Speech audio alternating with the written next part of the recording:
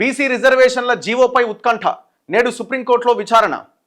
బలమైన వాదన వినిపించాలన్న ముఖ్యమంత్రి రేవంత్ రెడ్డి ఆదేశంతో ఢిల్లీకి భట్టి, పొన్నం, వాకిటి శ్రీహరి. మొత్తం ఎంతమంది పోతున్నారు? భట్టి విక్రమార్క, పొన్నం ప్రభాకర్, వాకిటి శ్రీహరి న్యాయవాదులతో భేటీ కాబోతున్నారట. అంటే ఏం చేస్తారు వీళ్ళు వెళ్ళి కోర్టులో వాదిస్తారా? వీళ్ళు ఏం చేయగలుగుతారు? అక్కడ ఏమైనా ఇన్ఫ్లుయెన్స్ చేయగలుగుతారా? ఇవన్నీ ఏమి ఉండవు. కాకపోతే ఏంటంటే ఒక రకమైన హడావుడి, ఒక రకమైన ఇగో మేము ఎంత స్ట్రాంగ్గా ఉన్నామో చూడండి, సుప్రీంకోర్టులో విచారణ సమయంలో మా మంత్రివర్గం అంతా ఆన్నే ఉంది, న్యాయవాదులతో మాట్లాడింది, బలమైన వాదన వినిపించడానికి మేము గట్టి ప్రయత్నం చేసినాం అని చెప్పడానికి ఇదొక అవకాశంగా వాళ్ళందరినీ అక్కడికి పంపిస్తున్నారు. అంతకుమించి ఏముంటుంది? ఇంకా వీళ్ళు ఆర్గ్యుమెంట్ చేసేవాళ్ళు కాదు, న్యాయవాదులు ఫీజులు ఇస్తారు, వాళ్ళు ఎట్లాగో మాట్లాడతారు, వాళ్ళ పని వాళ్ళు చేస్తారు. ఇంకేముంటుంది అక్కడ? సో ఒకవేళ అటు ఇటు అయితే ఏం చేస్తాం? చూసిరుగా, సుప్రీంకోర్టులో హైకోర్టుకి వెళ్ళిరు, సుప్రీంకోర్టుకి వెళ్ళిరు, ఇంత భయంకరంగా అడ్డుకునే ప్రయత్నం చేసిరు. ఒక రెడ్డి ముఖ్యమంత్రి ఉన్న బీసీ రిజర్వేషన్ల కోసం కష్టపడుతున్నాడు అని చెప్పడానికి ఒక ఫ్లేరప్ అనేది ఏమంటారు దాన్ని, ఒక హడావుడి వాతావరణాన్ని క్రియేట్ చేస్తున్నారు. అసలు ఇది అవుతుందా కాదా? ప్రజల్లో ఇదే ఉత్కంఠ. ఒకవేళ కనుక ఇది కాకపోతే మళ్ళీ ఒకవేళ కాకపోయి ఎలక్షన్లు పెట్టాలి అని కనుక భావిస్తే ప్రభుత్వము, మళ్ళీ అంతా ఆ రిజర్వేషన్ల తగ్గింపు కథా వ్యవహారం అంతా ఉంటుంది. మళ్ళీ ఇదంతా మారిపోతుంది, టోటల్ చేంజ్ అయిపోతుంది. ఇప్పుడు ఏవైతే ప్రకటించారో 42% రిజర్వేషన్కి అనుగుణంగా ఆయా గ్రామాల్లో లేకపోతే ఆయా మండలాల్లో ఆ రిజర్వేషన్ల ప్రక్రియ అదంతా మళ్ళీ పోతుంది. ఒకవేళ పెట్టాలనుకుంటే సుప్రీంకోర్టు పిటిషన్కి అనుకూలంగా తీర్పిచ్చి, ప్రభుత్వానికి వ్యతిరేకంగా తీర్పిచ్చి, గవర్నమెంట్ సరే ఏదేమైనా ఎలక్షన్లు పెట్టాలి, మేము పార్టీ పరంగా రిజర్వేషన్స్ ఇస్తున్నామని కనుక ముందుకెళ్తే మళ్ళీ మొత్తం మారిపోతుంది.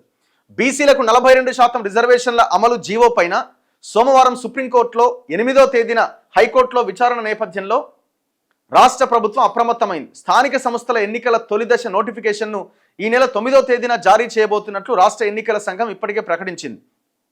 ఈ నేపథ్యంలో ఎన్నికల్లో 42% బీసీ రిజర్వేషన్ల అమలుకు జారీ చేసిన జీవో పైన సుప్రీంకోర్టులో జరగబోతున్న విచారణపై ఉత్కంఠ నెలకొంది. ఈ జీవో చెల్లుబాటును సవాల్ చేస్తూ దాఖలైన పిటిషన్పై సుప్రీంకోర్టులో బలమైన వాదన వినిపించేందుకు అన్ని ఏర్పాట్లు చేయాలని ముఖ్యమంత్రి రేవంత్ రెడ్డి ఇటు అధికారులను అటు పార్టీ నేతలను ఆదేశించారు. ఈ అంశంపై ఆదివారం ఎమ్మెల్యే క్వార్టర్స్లో అఖిల భారత కాంగ్రెస్ కమిటీ ఏఐసిసి రాష్ట్ర ఇన్ఛార్జ్ మీనాక్షి నటరాజన్, ఉప ముఖ్యమంత్రి భట్టి విక్రమార్క, పిసిసి అధ్యక్షుడు మహేష్ కుమార్ గౌడ్, మంత్రులు పొన్నం ప్రభాకర్, వాకిటి శ్రీహరి సుదీర్ఘంగా చర్చించి సీఎంకు వివరాలు తెలిపారు. సీనియర్ న్యాయ కోవిదులతో ముందే మాట్లాడాలని ముఖ్యమంత్రి ఆదేశించడంతో భట్టి, పొన్నం, వాకిటి ఆదివారం సాయంత్రం ఢిల్లీ వెళ్లారు. స్థానిక సంస్థలు, జూబ్లీహిల్స్ ఉప ఎన్నికల్లో ప్రచార కార్యాచరణపైన కూడా చర్చించినట్లు నేతలు తెలిపారు. బీజేపీ ఓట్ చోరీకి వ్యతిరేకంగా ఈ నెల 16వ తేదీలోగా గ్రామాన సంతకాల సేకరణ పూర్తి చేయాలని పార్టీ శ్రేణులకు సూచించారు. మంత్రులు, ఎమ్మెల్యేలంతా ఈ కార్యక్రమాల్లో పాల్గొనాలని మీనాక్షి చెప్పినట్టు సమాచారం. రిజర్వేషన్లను అడ్డుకునే ప్రయత్నం. ఎమ్మెల్యే క్వార్టర్స్లో సమావేశం అనంతరం మంత్రి పొన్నం ప్రభాకర్ మీడియాతో మాట్లాడుతూ తెలంగాణ ప్రభుత్వం బీసీలకు 42% రిజర్వేషన్ల అమలుకు తీసుకుంటున్న చర్యలను కొందరు అడ్డుకునే ప్రయత్నం చేస్తున్నారని ఆరోపించారు. ఎవరా కొందరు? ఇప్పుడు ఈడనేమో మాధవరెడ్డి వేసిండు, ఆడనేమో గోపాల్ రెడ్డి వేసిండు. వీళ్ళంతా ఏదో ఒక పార్టీకి ఏదో ఒక సందర్భంలో అసోసియేట్ అయి పనిచేస్తున్న వాళ్ళే. రకరకాల ఫోటోలు బయటకు వస్తున్నాయి. ఒక బీఆర్ఎస్తో ఫోటోలు దిగినాయి, వాళ్ళతో వీళ్ళతో దిగినాయి. అంతా మీరు ఒకటే కదా, మీరు అంతా కలిసే ఉన్నారు కదా. ఆయన అడ్డుకోవడానికి ప్రయత్నం చేస్తున్నది ఎవరు? అసలు రిజర్వేషన్లకు సంబంధించిన జీవోనే రాకపోయి కోర్టులో వేసిరు. ఎంత దుర్మార్గులు చెప్పండి వీళ్ళు.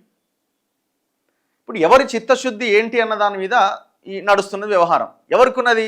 బీజేపీకి ఉన్నదా? వాళ్ళకి అసలు ఏమాత్రం ఇంట్రెస్ట్ లేదు. కాంగ్రెస్కు ఉన్నదా? అందరు అడుగుతున్నారు. ఇప్పుడు మొన్న హైకోర్టు అడిగింది 285A అనే సెక్షన్ని సవరించాలంటే మీరు ముందుగా ఎందుకు నిర్ణయం తీసుకోలేదు, గవర్నర్ సంతకం పెట్టకుండా జీవో ఎట్లు ఇచ్చిరని.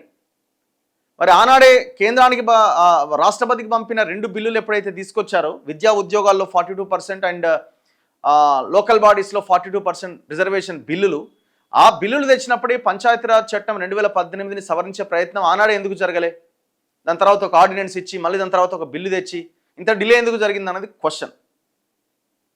సరే, ఏది ఏమైనా ఈ గవర్నమెంట్కు చేసిన ఒక ప్రయత్నం ఇనిషియేట్ తీసుకొని ఆ 42% రిజర్వేషన్ చర్చను ముందుకు తీసుకురావడానికైతే ఇది ఉపయోగపడ్డది. గంతవరకే.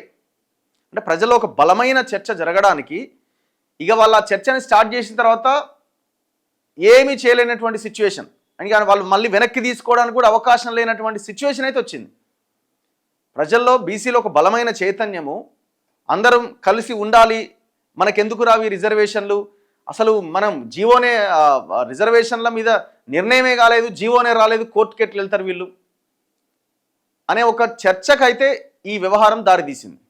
అంతవరకు స్వాగతిద్దాం. కానీ చిత్తశుద్ధి ఎవరికి ఉంది అనే విషయంలో నాకైతే ఎవరికి చిత్తశుద్ధి ఉన్నట్టు నాకైతే అనిపిస్తలేదు. నాకు నిన్న నరహరి ఐఏఎస్ గారు, మధ్యప్రదేశ్ ఐఏఎస్ గారు, ఆయన నిన్న ఇంటర్వ్యూ చేయడం జరిగింది. సో తాత్కాలికంగా ఈసారికైనా, ఇప్పటికే ఎలక్షన్స్ డిలే అయినాయి కాబట్టి ఈసారైనా ఈ రిజర్వేషన్స్ ఎంతో కొంత అమలు చేయడానికి సుప్రీంకోర్టు ఏదైతే 50% క్యాప్ ఏదైతే ఉందో దానికి అనుగుణంగానే మనం రిజర్వేషన్స్ ఇక్కడ పెంచుకోవడానికి కొన్ని అవకాశాలు ఉన్నాయి. డైరెక్షన్ సరిగ్గా లేదు, ఆలోచన సరిగ్గా లేదని ఒక పాయింట్ నేను నిన్న ఇంటర్వ్యూలో లేవనెత్తడం జరిగింది. ఆ ఇంటర్వ్యూ మన దాంట్లో ఉంది, చూడొచ్చు. సో అసలు ఎక్స్పర్ట్స్తో సమావేశాలు కానీ మీటింగ్స్ కానీ ఎక్కడ పెట్టారు చెప్పండి? మీరే ముఖ్యమంత్రి, మీరే మంత్రులు, మీరే మాట్లాడుకుంటున్నారు. కొంత ఎక్స్పర్ట్స్తో మీటింగ్స్ పెట్టి అసలు ఏం చేయాలి దీన్ని అనే కోణంలో ఆలోచించాల్సిన అవసరం ఉన్నది. సరే, ఇప్పుడు సుప్రీంకోర్టులో ఏం జరగబోతున్నది అన్న చర్చకు వస్తే, సుప్రీంకోర్టు గతంలో ఇచ్చిన జడ్జిమెంట్స్ ఉన్నాయి. ఇందిరా సహాని కేసు ఒకటి ముందు పెడుతున్నారు. 50% మించి రిజర్వేషన్స్ అమలు కావడానికి వీల్లేదు.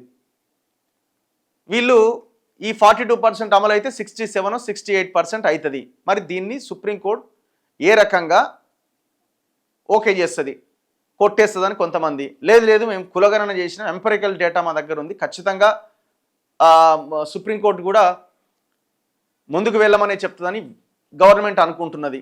బయటికి చెప్తున్నారు కానీ లోపల వాళ్ళ అనుమానాలు వాళ్ళకే ఉన్నాయి.